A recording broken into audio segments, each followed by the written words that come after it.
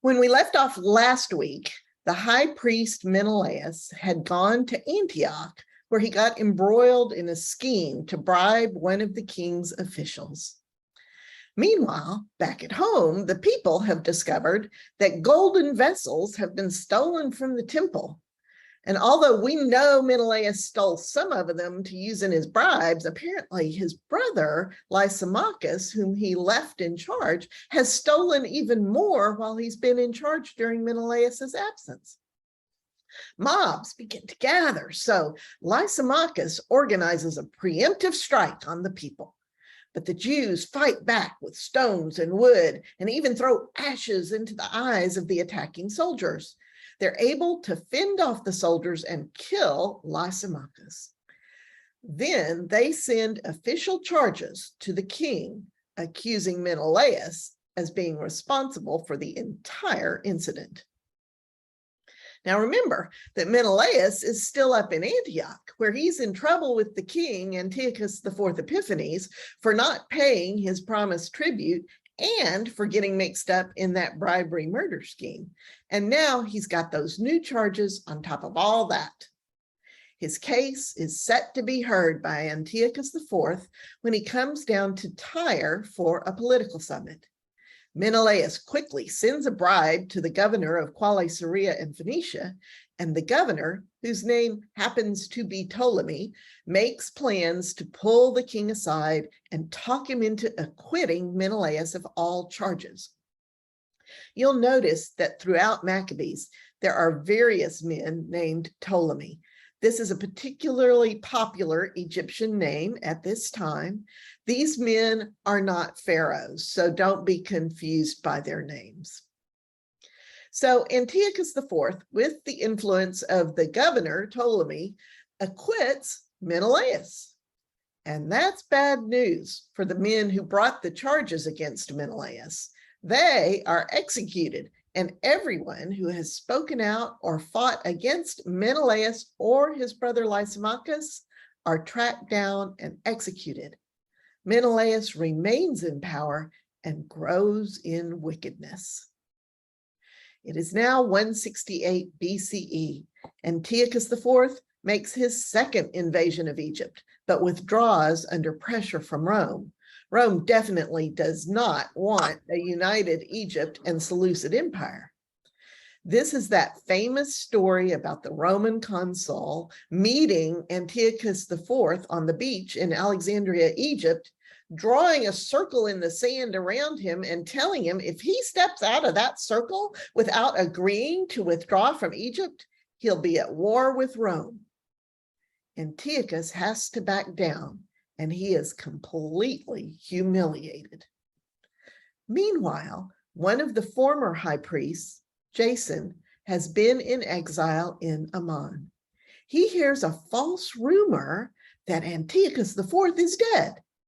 So he takes 1,000 men and attacks Jerusalem in an effort to take the city and the high priesthood back from Menelaus.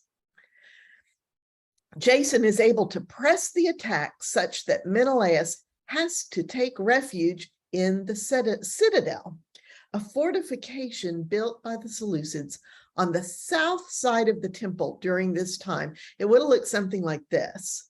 We'll hear a lot about this citadel. The Seleucids maintain a garrison here throughout the time of the Maccabees, and they use it to harass and control the citizens of Jerusalem. And this is where Menelaus holds up when Jason attacks. This is civil war, of course, between Jason and Menelaus. Jason is slaughtering his Jewish brethren in the attack. And this, to the writer of 2nd Maccabees, is an unforgivable sin. Jason is finally beaten back and ends up having to flee once again across the Jordan River to Ammon, where he is forced to run from city to city, hated and reviled as an executioner of his own people, at least according to the author of 2nd Maccabees. He dies unburied and unmourned. Antiochus IV, who is most definitely not dead, hears news of the fighting and believes Judah is in revolt. He leaves Egypt, where he's just been publicly humiliated, and he focuses his rage on Jerusalem. He and his soldiers massacre everyone in their path.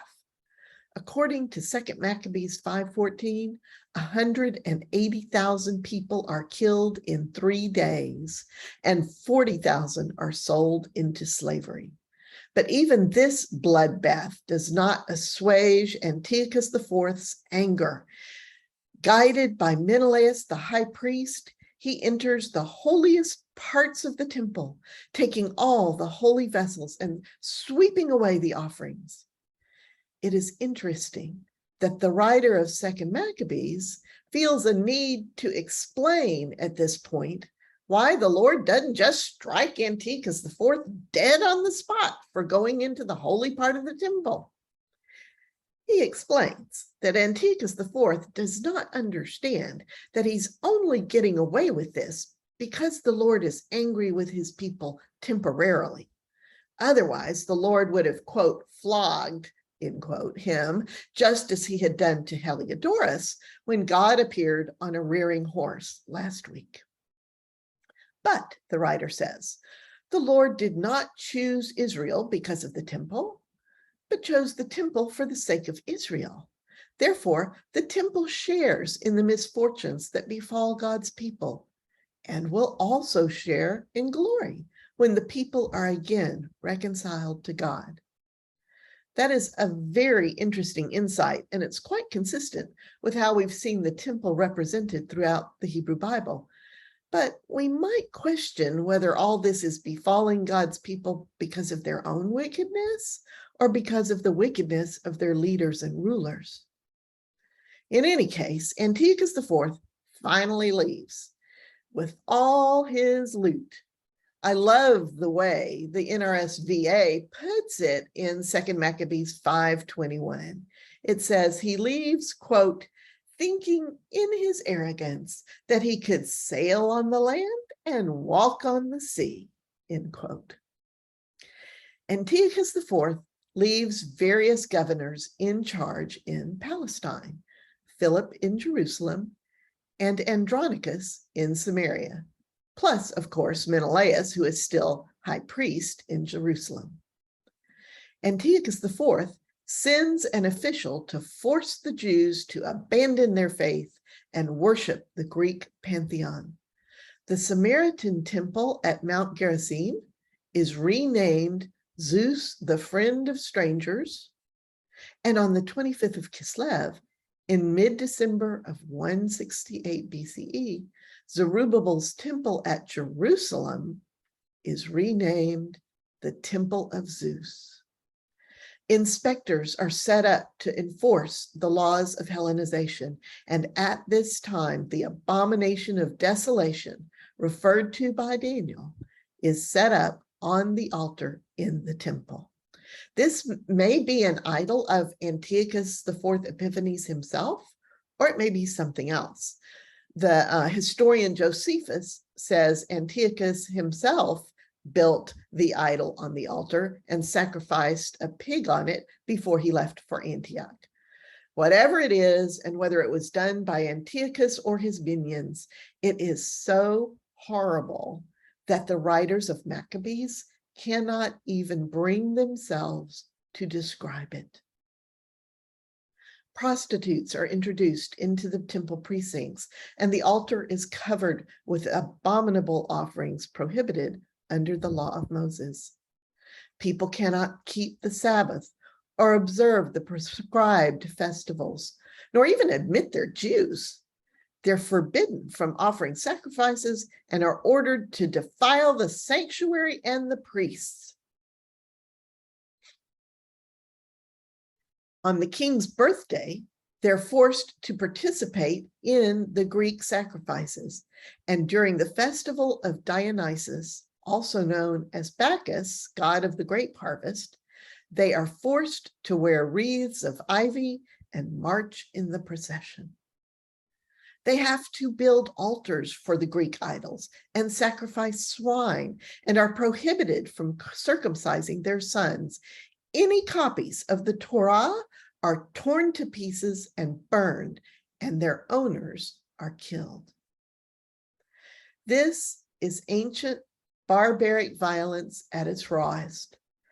So if you are at all squeamish, you might need to turn your sound off until you see the thumbs up, all clear slide.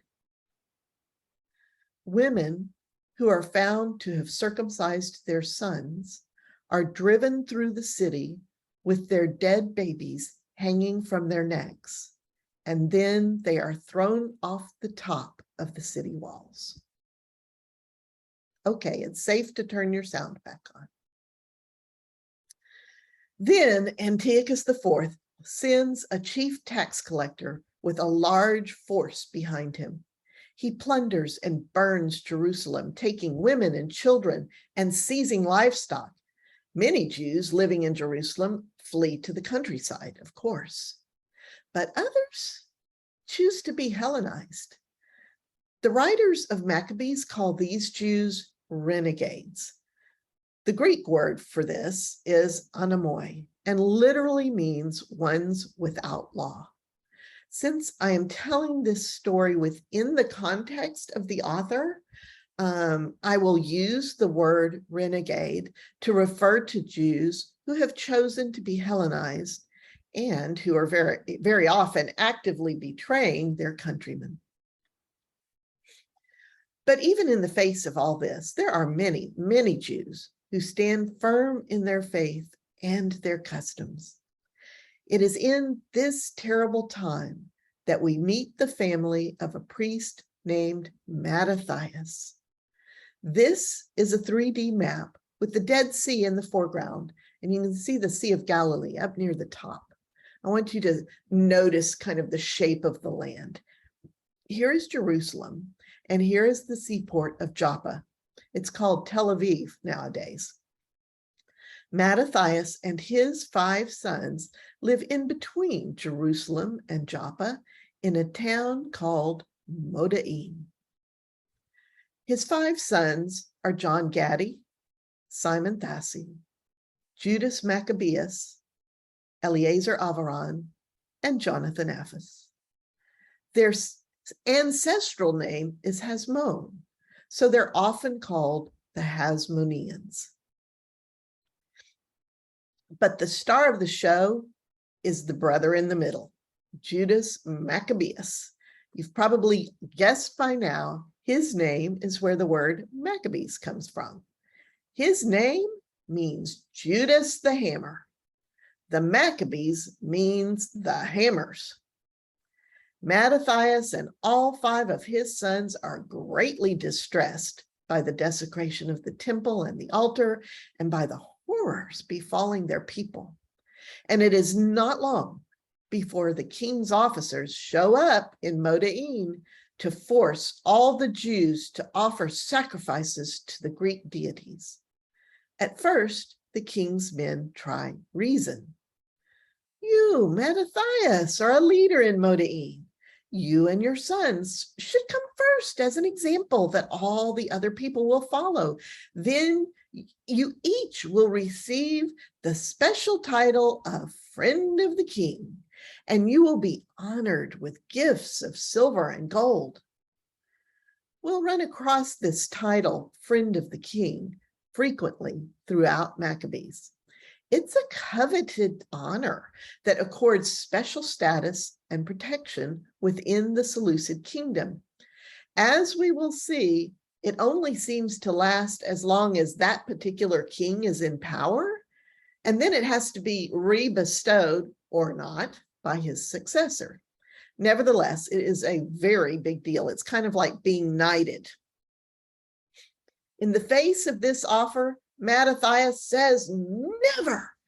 But as he finishes speaking, another Jew comes forward to offer a sacrifice to the Greek deity on the altar of God.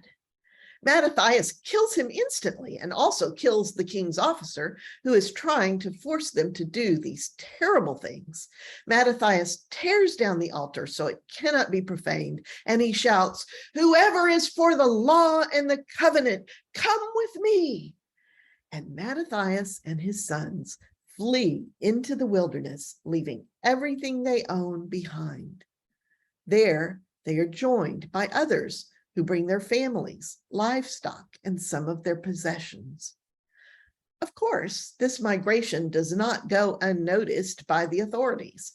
One group of Jews is caught celebrating the Sabbath in a cave in the wilderness. Unable to defend themselves because it is the Sabbath, they are all burned to death, men, women, children, and livestock. As a result, Mattathias and those with him decree that Jews can and must fight on the Sabbath if attacked. It is here that the writer of 2 Maccabees really struggles. He cannot fathom why the Lord would not defend his people who are faithfully observing the Sabbath. He inserts a comment to the reader. Do not be depressed by this, dear reader, but realize that this is a punishment meant to discipline us, not to destroy us. In fact, it is a good thing that the Lord would punish us immediately for our infractions, so that the punishment is mild. While other nations, he lets their sin build and build until when it reaches its full measure, he takes vengeance. But for us, the Lord always has mercy. Although he disciplines us, he never forsakes us. We might need to give this theology a closer look in our breakout sessions. There's some truth here, no doubt, but there's also something a little off, don't you think? Anyway, Mattathias and his followers go around the countryside engaging in guerrilla warfare, making lightning strikes at night and circumcising any uncircumcised boys they find. It is terribly dangerous. The consequences of being captured are horrendous. I'm skipping the story of the scribe Eleazar, who is martyred during this time. If you want to read his story, you'll find it in 2 Maccabees chapter 6. But I am going to tell you the story of the mother and her 7 sons. The story is very famous, but it is horrific. So if you are at all squeamish, you might want to turn your sound off until you see the thumbs up all clear slide. One day, during this time of persecution, a mother and her 7 sons are arrested and flogged because they refuse to eat pork. But the first son speaks up saying, "We would rather die than commit such a transgression." Whereupon the king is enraged and orders more excruciating tortures. Now stop for a moment here and note that the king is being referred to as being personally present. This is not generally how these things work. So we are alerted that the story may have grown to epic proportions in the telling. Nevertheless, there is no question that horrible atrocities were indeed ordered and encouraged by Antiochus IV Epiphanes during this time. The king orders cauldrons heated. He commands the young man's tongue be cut out, his hands and feet cut off, and that he be scalped while his mother and brothers watch. Then, while he is still breathing, he is placed in the cauldron to roast to death. As the smell permeates the space, the mother and the remaining brothers encourage each other, saying, "God is watching over us, and just as Moses told us, he will have compassion on us." Then the second brother is brought forward. He is immediately scalped, but still he refuses to eat the pork, and they kill him the same way they killed his brother. As he dies, he cries out to the king, "You horrible wretch, you dispatch us from this present life, but God, the King of the entire universe, will raise us up to everlasting life because we have died obeying his commands." Again, that is a remarkable speech for someone whose tongue has been cut out. So you see that the story is a story not meant to be taken literally. It is a story of contrast. It's a story of the fight between good and evil. It is meant to give the listeners courage, even in the most extreme circumstances, even unto death. The third brother is brought forward, and he sticks his tongue out and puts his hands out, saying, God gave these to me, and because of God's commands, I place no value in them, for I know God will give them back to me again. This is the line out of this whole story that speaks to me personally. This is where my own faith lives. This I know to be real. This is where our true safety lives. God gave these to me, and because of God's commands, I place no value in them, for I know God will give them back to me again. The fourth son is also tortured, and as he nears death, he says, there is no choice but to die at the hands of mortals and to cling to the hope of resurrection. But for you, there will be no resurrection. Now that's some interesting theology. The idea that the righteous will be resurrected, but the wicked will not. Here we see the Jews wrestling with their historical idea of Sheol, where once you're dead, you're simply dead. God has always, of course, had the power to raise the dead back to life, but in the Hebrew Bible, it was always a resurrection back to a temporal bodily life, to a body that would die again of natural causes eventually. The Hebrew Bible has several examples of this, such as when Elisha raised the Shunammite's son in 2 Kings 4, and when Elijah raised the widow's son in 1 Kings 17. And the Psalms are full of references to God's power to do this and to save us from physical death. But the belief that God can raise people back to their current temporal life is not the same as the beliefs of the Persians and other cultures influencing Judaism in this intertestamental period. We first saw a reference to a wholesale afterlife sort of resurrection at the very end of Daniel, which was written at this time period. And that, as far as I can remember, is the only reference to a wholesale resurrection in the entire Hebrew Bible. Job makes a single reference saying that he knows that even if he himself dies, he will see his Redeemer in the flesh in the last day. But that's it. Nevertheless, this leaves the door open for the Jews to develop a theology around resurrection in the last day. And they have powerful motivations for doing so. If you don't believe in resurrection or life after death, then justice can only be served in this present life. We saw the writers of the Hebrew Bible really wrestle with the idea that God will punish the wicked and reward the good in this life. It simply wasn't happening that way. And they kind of got around that by saying, well, and or your descendants, God will wipe out an evil man's descendants. That's kind of how they got around that. But now the Jews are living in a culture that believes in a life after death. And that opens up whole new vistas of possibility for how justice could occur. It is here we see the origins of the debate that will later divide the New Testament Sadducees, who do not believe in a resurrection, and the Pharisees, who do.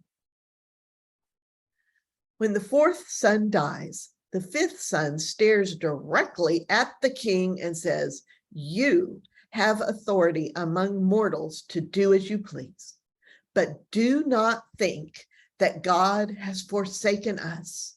Go on, do your worst, and see how God will torture you and your descendants. So this then is the writer's view of what happens to the wicked.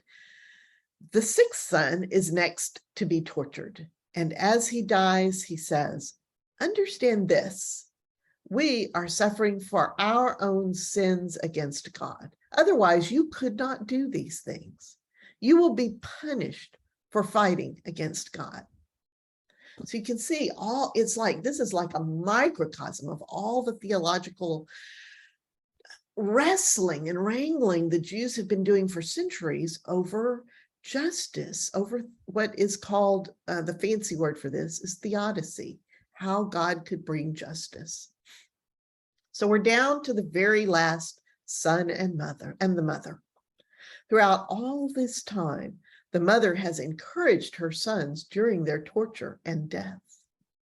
The writer, being a product of this strongly patriarchal society, attributes her courage to God, quote, reinforcing her womanly reasoning with a man's courage, end quote. Sheesh, women can be courageous in their own right, mister. By this time, the king is having second thoughts. He urges the last and youngest son to renounce his faith and promises him riches and friendship and a great job if he will only eat the pork. But the boy will not listen. And so the king begs the mother to persuade her last remaining son to save his own life. After much urging from the king, the mother finally agrees. She draws near to her son and whispers in his ear, I beg you, my child, to know that God calls all things into being. Do not fear this butcher, but die bravely, so that by God's mercy, I will get you back along with all your brothers. And so the boy cries out to the king, what are you waiting for? I will never obey your command. I only obey the commands of God. We are suffering for our own sins, but do not think that you will escape the hand of God. God is only angry with us for a little while to discipline us, but we will be reconciled. You wretch, you are defiled beyond all other humans. You will not escape the judgment of God Almighty, who sees all. My brothers suffered briefly, but have now drunk of the ever-flowing life. You will be punished. I give up my life and my body, just as my brothers have done. May God have mercy on our nation soon, and may God bring you to your knees. The king is enraged by the boy's reproach and tortures him even more than the others. And last of all, the mother is put to death. Okie dokie, it's safe to turn your sound back on. What awful atrocities. The Jews feel helpless in the face of such terrible cruelty. Today, in our breakout sessions, we'll enter into the wrestling arena with them. We'll ask the question, where is God? All right, turn on your microphones. And let's see, looks like we've got enough people. We can stay together to talk if you'd like. That is always fun. So get out your study guides and take a look. So the world of the Jews has been turned upside down and shaken. There are no more tribes, only scattered communities of disparate family clusters. And the powers of the world continue to clash over their heads. Their promised land is trampled and abused and governed by foreigners.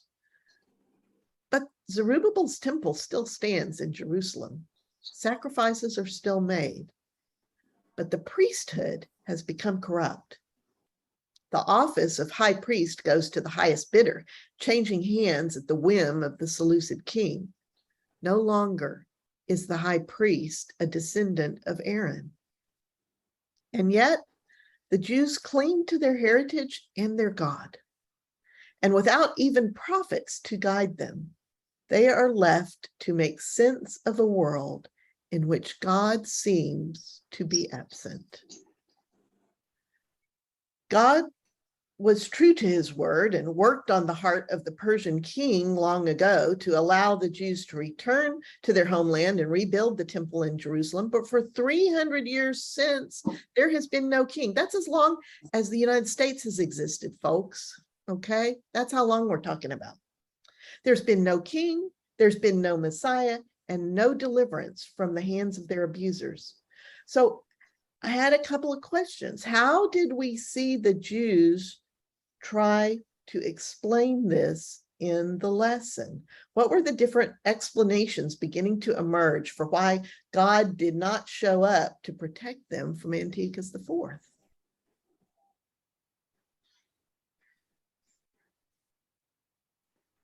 Didn't it say they were being disciplined, and the punishment was only temporary? Disciplined, temporary.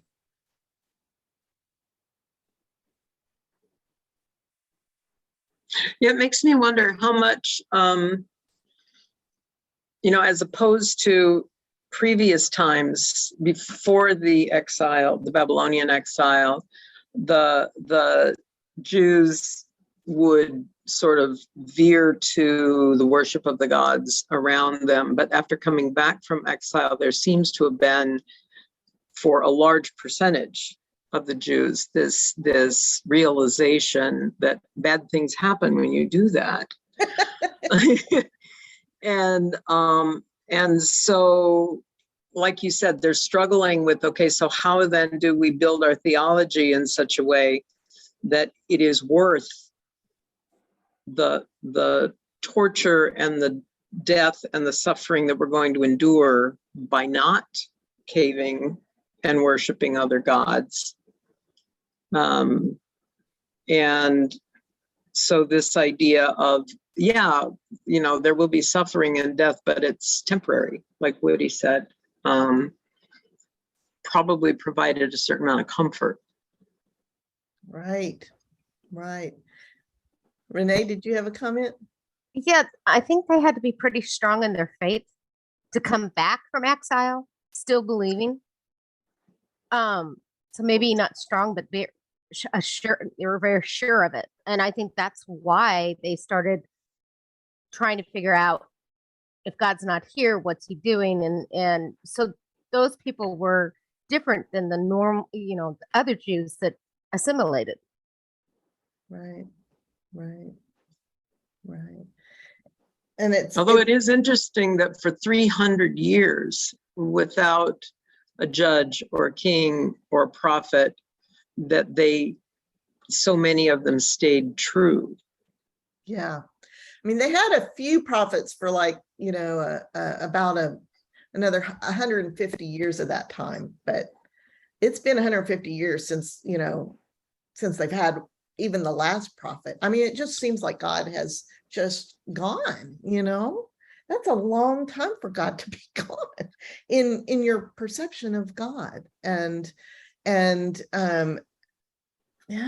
so like their historical view was, they started out kind of feeling like believing that God was gonna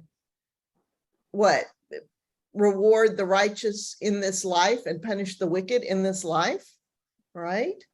So I'm going to note that down: reward the righteous in this life and punish the wicked. And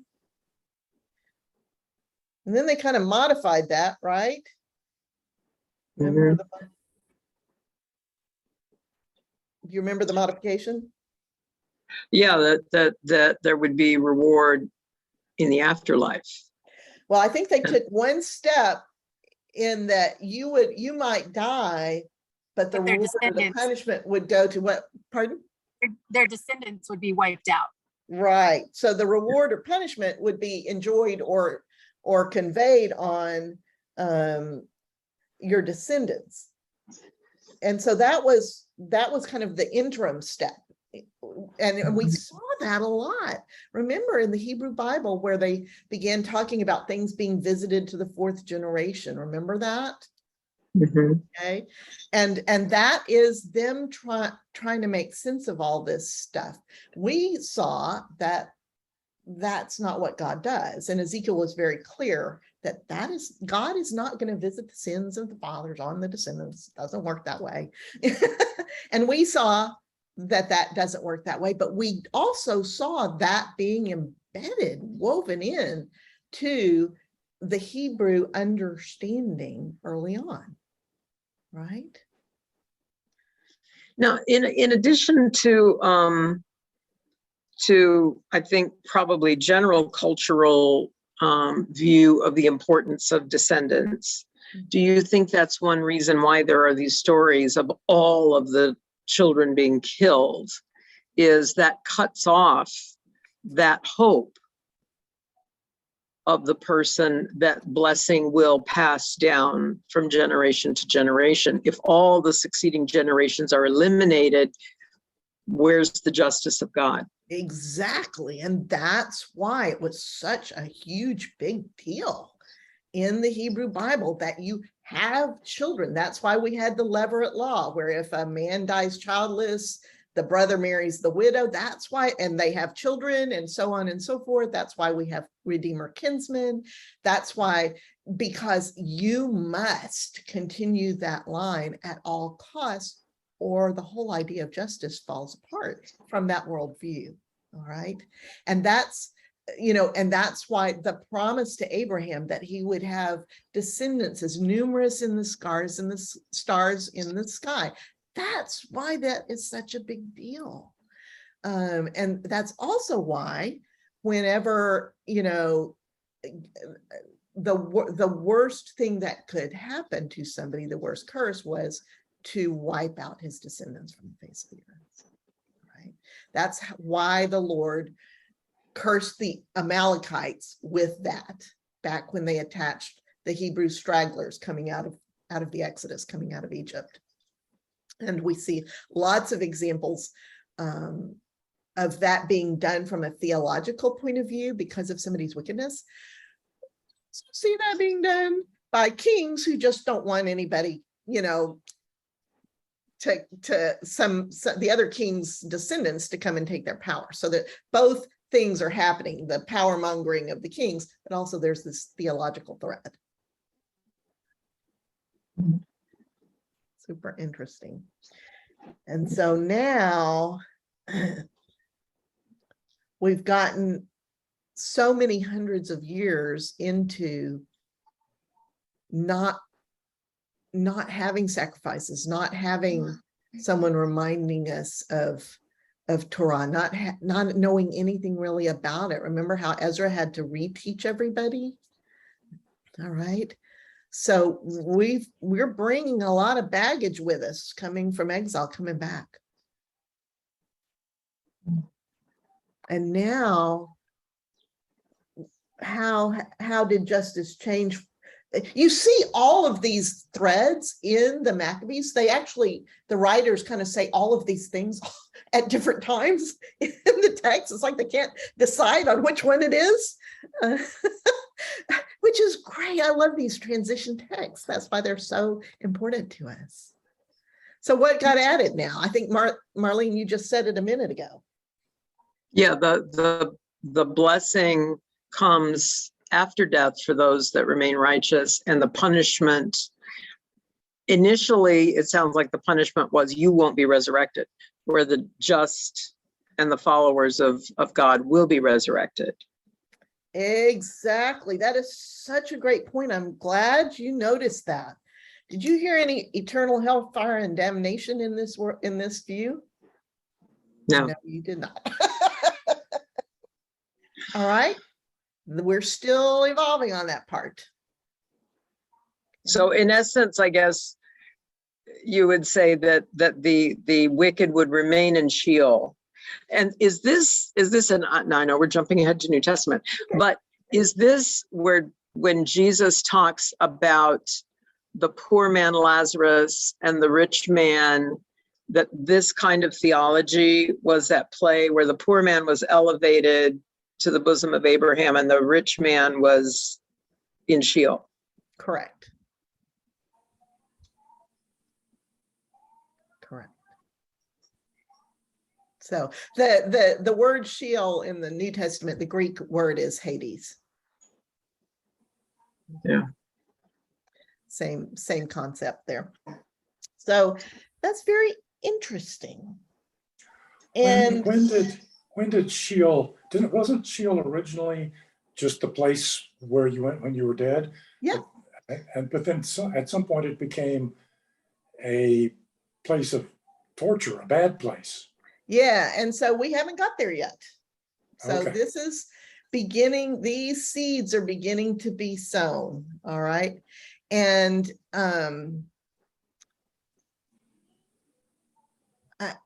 I almost hate to say these words, but the truth is that came from us Christians.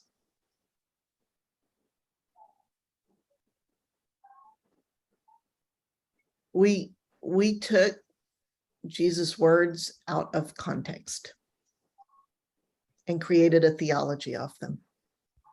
So when we get to Jesus' words, we'll study that part. But we're the ones that invented that part.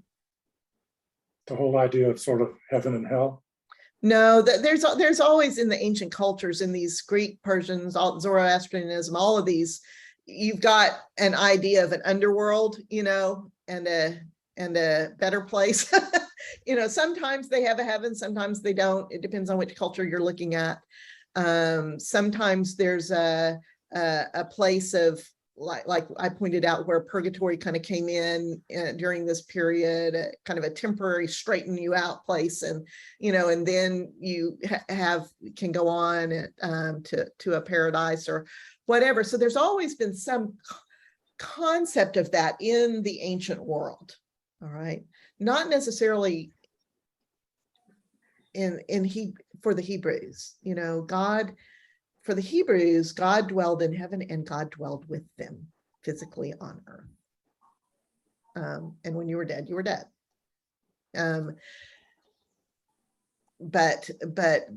So we didn't invent heaven and hell. We invented the fiery torment part. We invented the eternal torment part. There's like one or maybe two verses in Revelation, which is an apocalypse, for goodness sake, which you all now know how to look at an apocalypse, that has this whole second death, lake of fire, eternal damnation and torture kind of thing. And when we get there, we're going to find out some interesting things about that.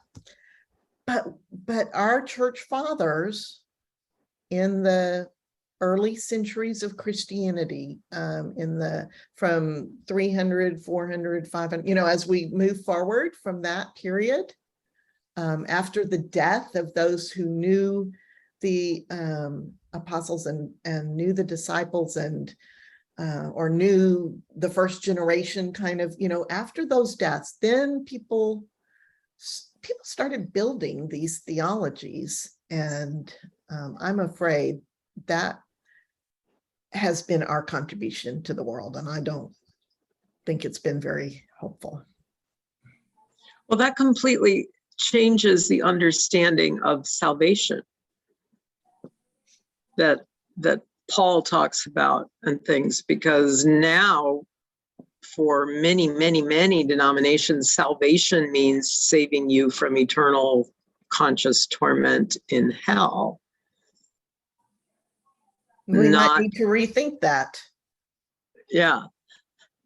I mean, you see salvation being mentioned in the New Testament, but it's not that. Right. Which it makes sense why so many people are so adamant about holding on to their truth and their belief because there's such a price of eternal damnation. So they're willing to change laws, they're willing to persecute and be unjust to those in minority groups or children or widows, whatever, because their whole belief is, I am saving you from eternal hell. And it leads to this purging, to genocidal activity, to torture and terrible things. And just think about this. That whole teaching about eternal damnation and hell is based on fear. God is love, and love casts out fear. Love is the antithesis of fear. God is the antithesis of fear. The Holy Spirit would never teach you something based on fear. Never. Awing God, fear of the Lord, we've gone through all that terminology, which means being humble and knowing God is God and you're not God. That's a different thing. That's not the kind of fear we're talking about in terms of hellfire and damnation, and we'll get to where Jesus talks about, make sure that you're fearing the right things. Make sure you're fearing God and not the world. It makes a difference in what choices you're going to make. Okay. Yeah, it's two definitions of fear. It's totally different definitions of fear. Yes, it's just, you can sense the difference.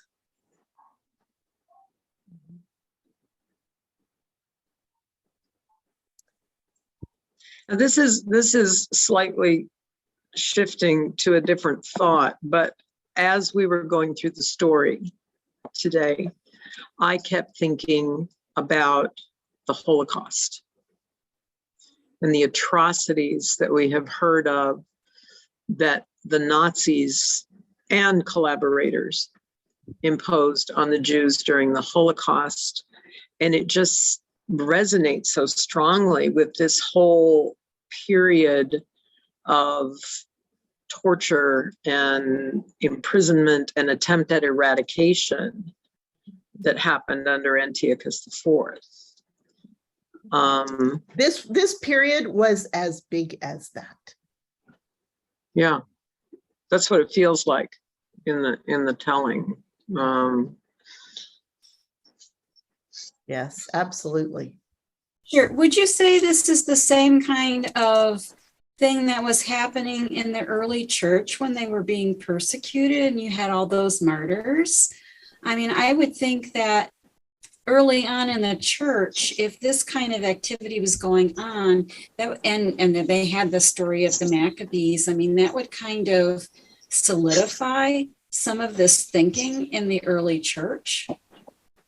Yeah, so if I'm understanding you right, you're talking about the period after the New Testament ends and the persecution of Christians begins. Yes. And this is in the period between, 70 AD and the 300 or so AD Common Era. CE is really how you're supposed to refer to it, Common Era, when Christianity becomes the religion of the nation, of the empire, under Constantine. So in that interim 200 years, the Christians were persecuted severely, like the Jews of the time of the Maccabees were.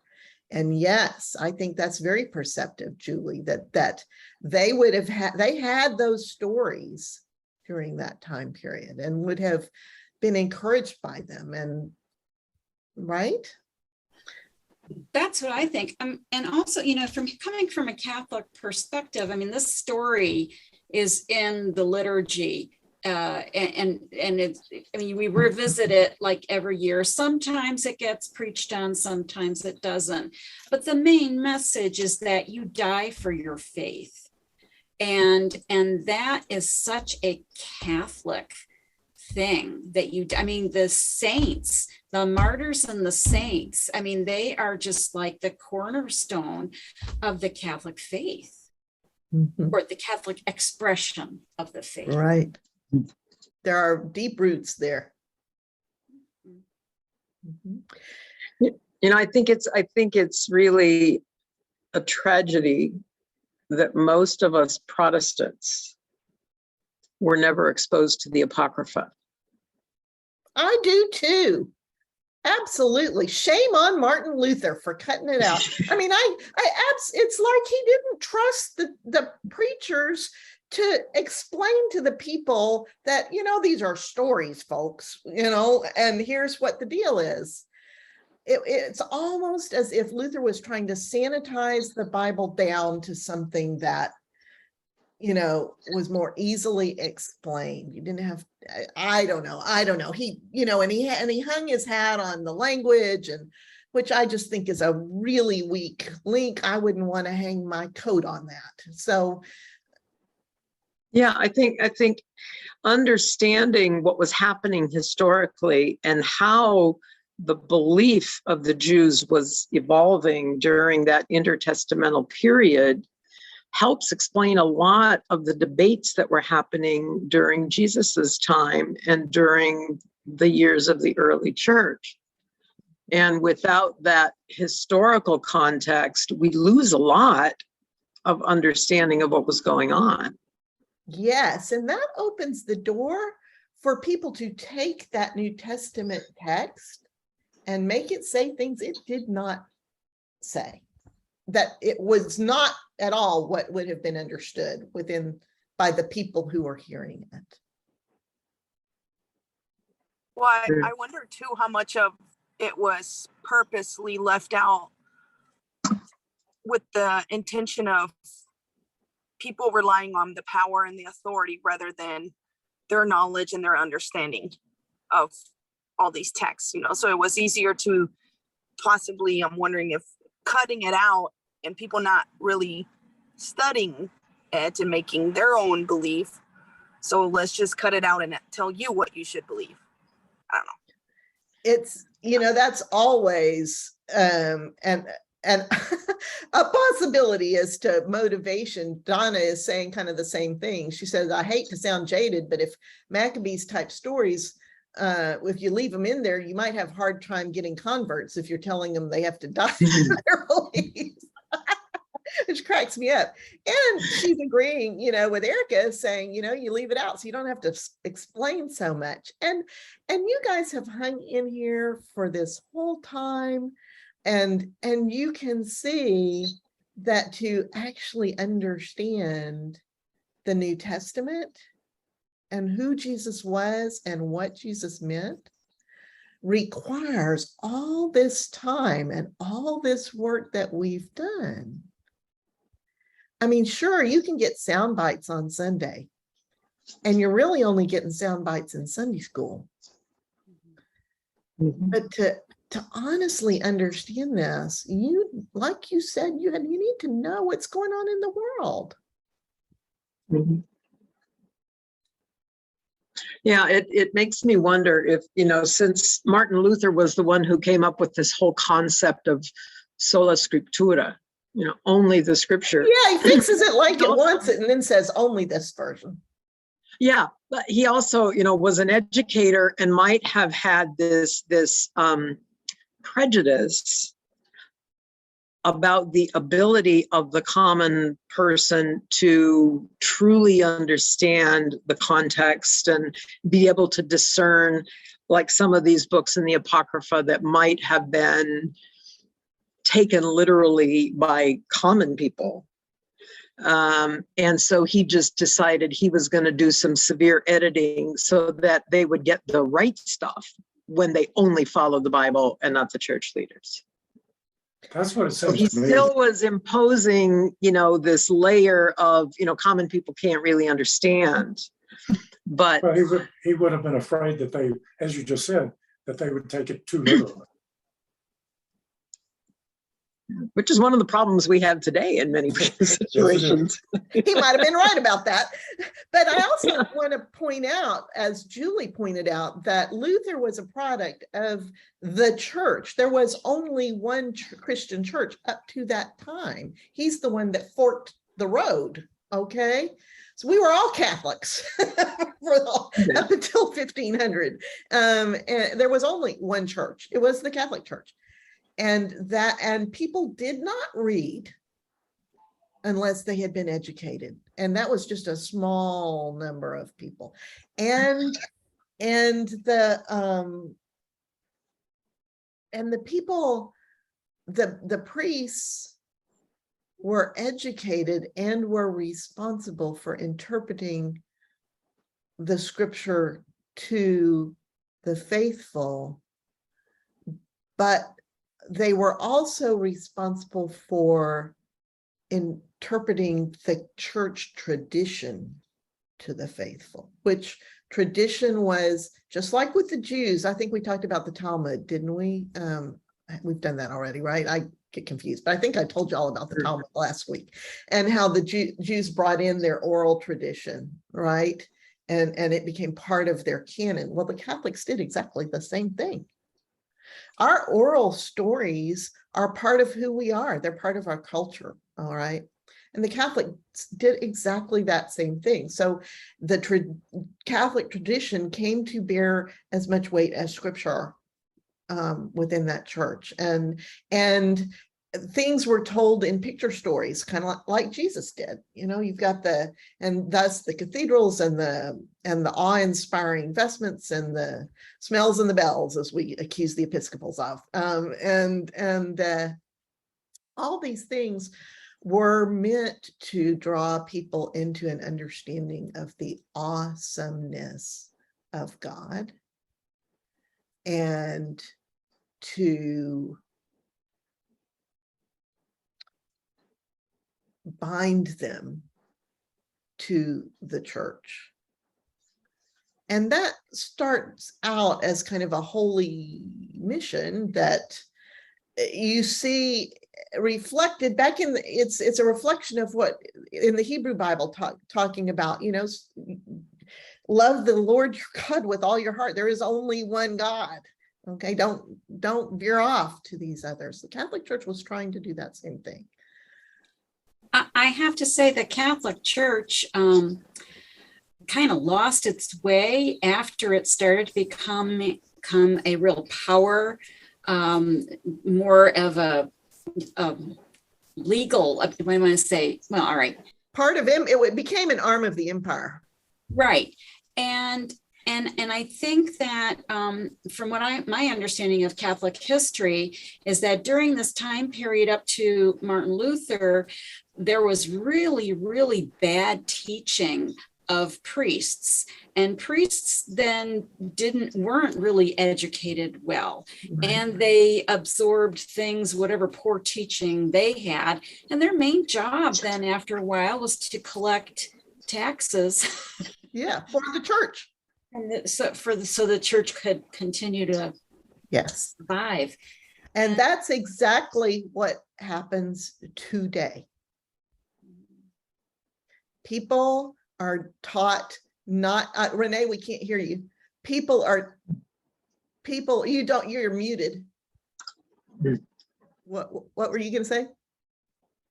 Didn't the Catholic Church at that time become more of a political entity than they became kingmakers at that point. Mm-hmm. And that was the complete downfall of the Catholic Church. I mean, nothing again. I'm not speaking against the Catholic Church now, but I'm talking in that time. And also they didn't want the common people to be able to read the Bible, because then the common people could find out, oh, guys aren't being truthful here. Well, yeah, you could see how it was colored, and that is what's happening today in our churches, not Catholic and non-Catholic, Catholic and Protestant, Catholic and whatever. People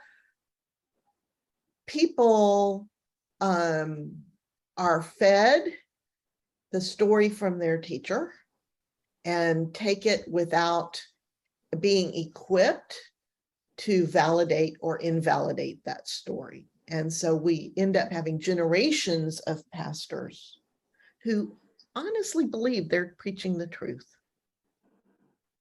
So back to this question of literalism, and as you just said, it all comes down to what the preachers tell the people, particularly up until like 1500, when there was very little reading of the Bible by the people.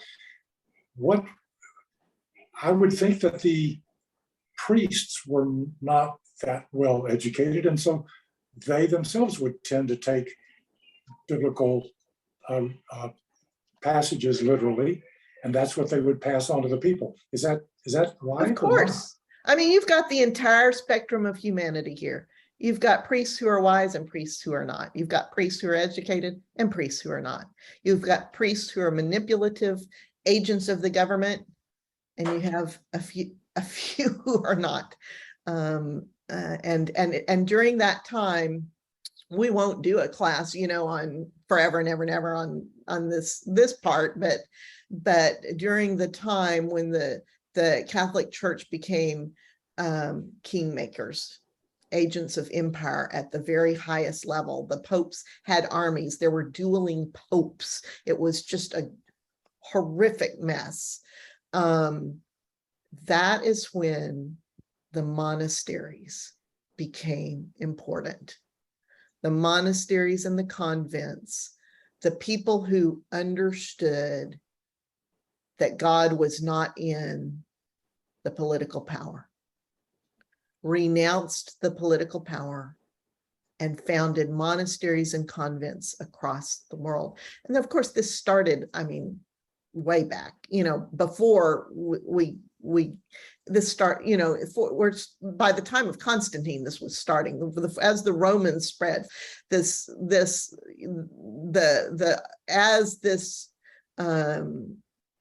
happened, it wasn't like sudden, all of a sudden people started doing monasteries, but there was this thread that became so important, and it was to Christianity.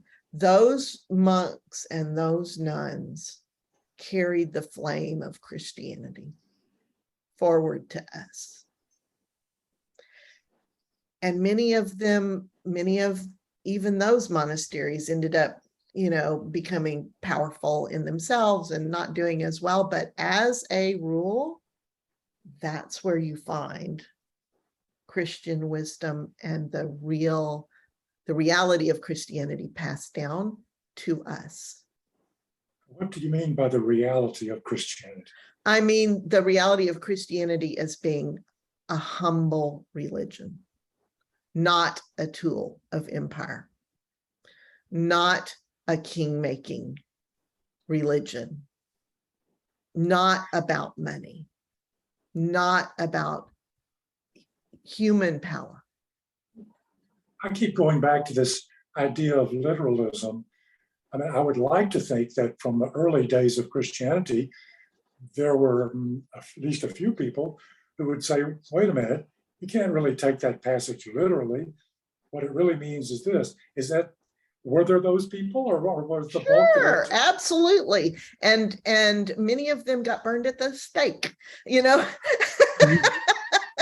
I mean, after the apostles died and we had the writings of Paul and the others who came after him, the Christian church went through a period of a couple of 100 years where we tried to sort out what it meant to be Christian. And everybody, and they had council after council, and all the leaders, all the scholars would come together from all around the Mediterranean, and they'd meet at one place or another, and they would decide amongst them. It would be like a law court almost. Some guy would stand up and give his theory, and then the other guy who opposed him would stand up and give his theory, and they would decide which theory they thought was truth and which was heresy. So, and that would get written down. And so we have these writings of what does it mean to be Christian. And those writings are those summaries, the minutes of the meeting, the summaries, the outcomes of the meeting are named after the place they had the meeting. That's why we have a Nicene Creed, because they had one of those councils at Nicaea. There were many of them during that time frame. So there are many church fathers who were branded as heretics. And so, you can get, if you want, I can, give you references to places where you can read about the history of Christianity. But then there was all kind of political subterfuge going on even during that. There were people that would tell somebody who of the opposing side would get told that the meeting was in a different place. Stuff like that was going on. So it's quite it would be funny if it wasn't so sad. Yeah. Isn't it a shame that we see history repeating itself today in so many modern churches where power and money and influence dictates how the people in the pews are taught and led to believe? We're doing the same thing again that Martin Luther rebelled against. Yeah, and I definitely see the church as a whole in America allying itself with empire, right? Oh yeah, and seeing themselves as kingmakers and seeking power, seeking political power. Yes. And the corruption, the financial and moral corruption of many of the leaders, yes, who then turn around, and if someone dares to stand up to them and speak truth, they're called heretics, essentially. Right, and try to stamp them out, right? Yeah. Wash, rinse, repeat. Yeah. I was gonna say, lean forward so we can hear you. I was gonna say, you had said Christianity is a humble religion, not about money, not about human power, and then you named a couple of other things. Could you repeat them? Probably not. What did I say? Kingmakers was one of them. Okay. Yeah. And I think something that has struck when you said that, I was so grateful because it convicts me to not do the very thing that I don't like other Christians to do. Because it's, I think, sometimes in our nature to just think, I'm right, you're wrong.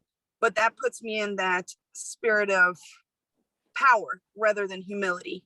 So it is such a good reminder of my job is to be a humble Christian, but I feel like humility is almost perceived as weakness in our faith. And so I'm wondering if some people, instead of really just sitting and trusting God and being humble to growing and learning, even when potentially all that we've been taught is not what's God intended for us to believe or to learn.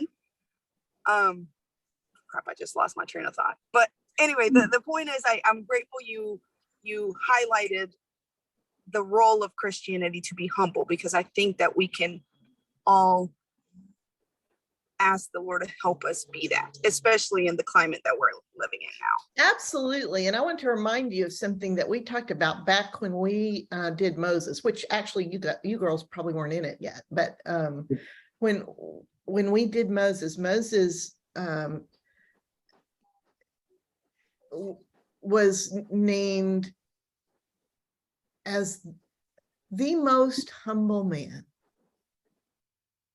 in scripture. And yet Moses was this huge leader with huge power. The way that we reconcile that is realizing that there is no power that we can actually wield except God's power. And we don't wield God's power. God wields God's power. We get out of the way. We act as a conduit. All right. And so our job, and that's what Moses did. Moses was self-effacing. He got out of the way. He simply spoke the words that he understood from God, and he did the things he understood God telling him to do, but he never, except for that one time, he never mistook God's power for his power. And we must stand there, because that is where we can do the most good. That's where we have the most leverage in this world. We cannot live other people's lives. We cannot make their choices, but boy, by golly, we can stand next to them and speak truth, and it will pierce their hearts. We can stand next to them and shine a light that shows a completely different way to look at things. And we only do that by our preparation before the Lord, by our efforts at education, by our monastic work of being humbled before the Lord and living out that humility, that humble Christianity, where it's not about us, that all we can do is speak from the well of wisdom the Lord has grown within us, and pray that whatever we speak, that what lands is what the Lord wants to land, and that whatever is chaff be burned in transmission. But we have very real power that way. That's why Jesus said, you will go on to do greater things than I do, because I will be there and God will be there. God wants to be with God's people. If that's what we want to do. Let me ask you this. I mean, this is a serious question. How does one humbly speak truth without sounding like you're saying, I'm right and you're wrong? That's a great question. I've seen some people that I would consider to be truly humble, who have said, I'm not speaking for God, but this is what I have come to understand. And it sort of puts like, I could be wrong, but this is a different perspective than perhaps you have heard before. That's a technique. Mm-hmm. I like that. I like that. This is what I have come to understand. Mm-hmm. I like that. Mm-hmm. Yeah. Mm-hmm. And I think that to a great degree, what actually matters in that situation is how you are viewing the person. Are you viewing it as you are right and they are wrong? That might be the problem. Okay.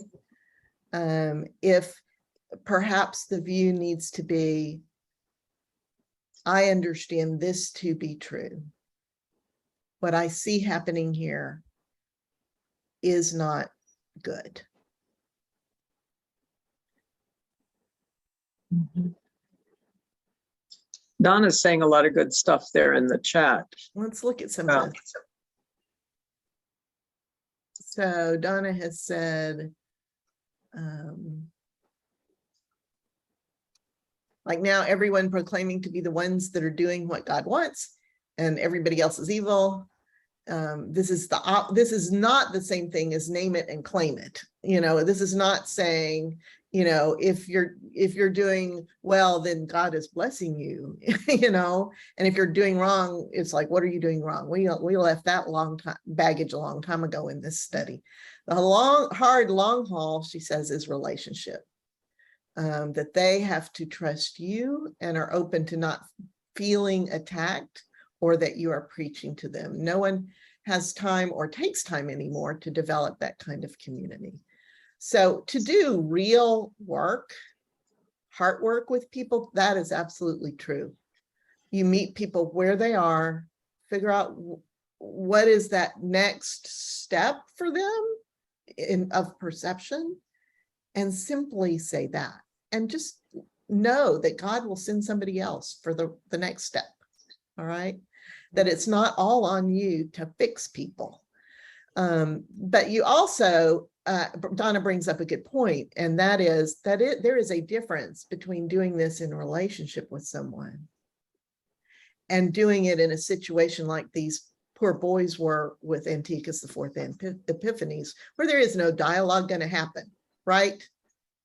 Where they're simply going to have to speak truth to power. And that's when you simply lay your body and your life on the line and say, take it. You have no power over me. I remember my train of thought before. I think with humility, I see it, it's difficult, you know, because we've come across that even with people we've interacted closely. When we start to share what we are coming to learn and understand, it is perceived as you no longer trust what we've taught you. You no longer believe what we've instilled in you. And that brings a lot of almost this fear, possibly, or even this train of thought of then what is truth? If what you're now questioning that we've taught was so right all these years, then what else potentially is going to end up having to have an internal look of what else do I believe that could be not right or different. And I think that requires humility, which is why some people may not explore that, because it does shake your world.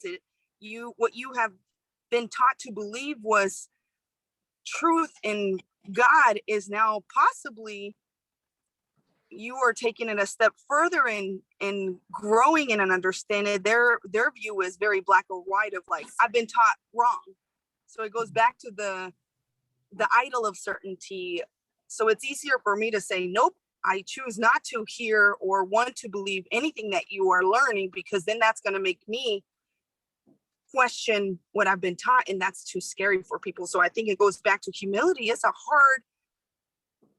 hard place to be, because then potentially you're going to have to reevaluate your beliefs that you held so dearly.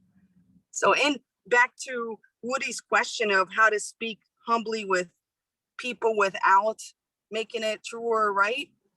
Ellen is always teaching. I always forget the Bible verse of always be ready to give the reason for the hope. But she's always taught it of like, but people want to skip out that next sentence when asked. And so, and so I think that could be added as a way to speak humbly with people is, do they ask or not? Because we're so quick to want to give people answers when they're not ready or when they're not asking us. And I think that is one way of being humble, of if that person hasn't asked, then they're not ready and we shouldn't have that conversation. Yes. Even to share what you are growing and learning, because to me that would be unkind. That would be back to Donna's comment about relationship. Once there's the relationship there and the investment, the questions and the engagement and back and forth, respectful and humble conversation most likely will come. Mm-hmm. Yeah, one of my former pastors, Presbyterian, gave a sermon one time on evangelism, and he said, now I know that most of you are heading for the doors mentally as soon as the word evangelism came out of my mouth, because you come up with these visions of teenagers storming the mall and sharing the 4 spiritual laws, dating myself, in terms of that sort of thing. But the whole idea of buttonholing strangers and saying, if you died today, are you certain where you would go? And that sort of thing. Which is very off-putting for most people, including Christians like myself. And he said, evangelism is, as we've talked about here, is sharing the good news, not browbeating people or causing them to be afraid. But he said, what's most important is building relationship And evangelism should be asking questions and telling stories. Yeah. Because he said, you can share your own personal story, but you have to elicit the story of the person that you're talking with in order to understand where they are, what their needs are, and how your story can resonate with them. Yes, and we need to stop because we're over time, but I want to leave you with words attributed to Saint Francis of Assisi, who said, preach, and if necessary, use words. I was just thinking of that same line. That's what we're talking about. I love you all, and we'll see you next week. Bye. Bye.